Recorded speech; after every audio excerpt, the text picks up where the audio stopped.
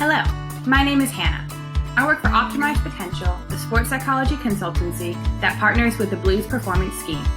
This is the fifth in the series of introductory videos designed to cover core concepts that underpin sports psychology and the fundamental mental skills that you can tailor for use in your own sport. This video is on relaxation, a particularly useful tool for your mindset toolbox that can be used in a range of situations. Relaxation, as you can probably guess, is a means of calming yourself down, especially at times when you feel particularly stressed or anxious. These instances can be acute moments of heightened pressure or could be prolonged periods of anxiety. Either way, relaxation can help. In the video on self-awareness, we talked about the fight or flight response when perceiving threats and stressors. This response can be helpful in sporting situations, as it primes the body for physical activity. However, it's not always helpful, especially if we become too nervous and if those nerves cause a worsened performance. Another feature of the fight or flight response is that it can lead to worsened decision-making and make it harder to process and store information. Therefore, being able to manage your stress levels is extremely important in many areas of our lives. We also talked about relaxation in our video on control. This is because we live in a stressful world, and there may be lots of different things causing us worry, some of which we can directly control, and other things we cannot. Relaxation is especially helpful for letting go of those uncontrollable stressors. In addition to being able to reduce anxiety levels in general and regulate shorter-term arousal levels, relaxation has also been shown to be effective at increasing perceived coping ability, improving pain tolerance, improving focus and attention, and making injury rehabilitation more effective.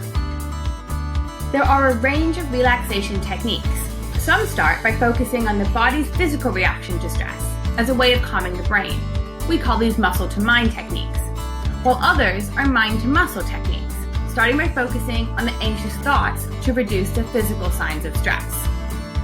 Both techniques can be successful, but some people find one type easier or more effective for them, so it's worth trying different techniques to see which one you prefer. In this video, we'll introduce you to 4 techniques: 2 muscle-to-mind and 2 mind-to-muscle. Before we start, it's worth noting that relaxation is generally easier to do when you're in a quiet, comfortable space. You may even want to dim or turn off the lights. The first technique is relaxing breathing, specifically known as diaphragmatic breathing. When we breathe, we use our ribs and diaphragm to make space for the lungs to expand and contract. When we're stressed, we tend to breathe more from the upper ribs and chest. So this form of relaxed breathing focuses primarily on using the diaphragm. To improve your diaphragmatic breathing, relax your shoulders and chest. Breathe in slowly for 5 seconds through your nose, allowing your belly to expand up and out. Take a slight pause, and then breathe out for 5 seconds through your mouth as your belly shrinks back down. Repeat this for 6 breaths. The next technique is progressive muscle relaxation. This technique involves tensing muscle groups and then relaxing them. The technique works because our bodies often tense up due to stress, without us even realizing. By actively tensing these muscles, we then pay attention to the process of untensing. We will work from the toes to the head, so we'll start by shutting our eyes and taking a deep breath. We begin by contracting our toes as tightly as possible. Hold the contraction for 5, 4, 3, 2, 1, and then release, taking a long, deep breath. Then repeat the process, moving up your body, holding tension for 5 seconds, then releasing. So next, you do your calves, upper legs, core, arms, all the way up to your neck and shoulders, finishing by scrunching your face muscles, and then relaxing them with one last deep breath. The third technique is a mind-to-muscle technique called grounding. Grounding can be particularly effective in acute moments of stress. There are several types of grounding, so we'll cover a few options. Grounding is a way of focusing your mind on something relatively mundane that brings you back to the present moment and out of the worries in your own head. One way of grounding is by taking an everyday object that's close to hand, and then really zoning in on the way it feels. It could be something like a paper notebook or comparing textures on your clothing.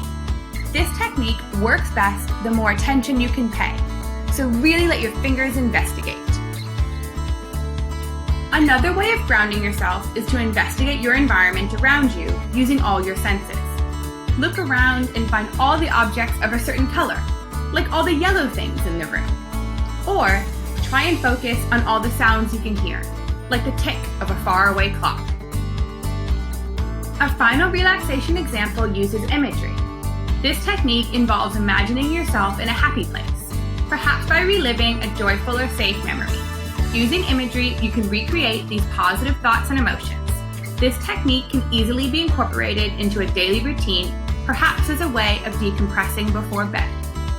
Relaxation is a hugely powerful tool for reducing stress and letting go of unhelpful thoughts. The techniques included in this video have found to be effective for this, but it's worth experimenting with all the techniques in this video to find ones that are most helpful for you. As with any skill, you'll get better with practice, so be sure to try each technique a few times to see if you like it. You may also, of course, want to use a number of these techniques, perhaps slightly adapted and in different settings or circumstances. As always, this is just the tip of the iceberg on relaxation, so if you'd like to learn more, please let us know.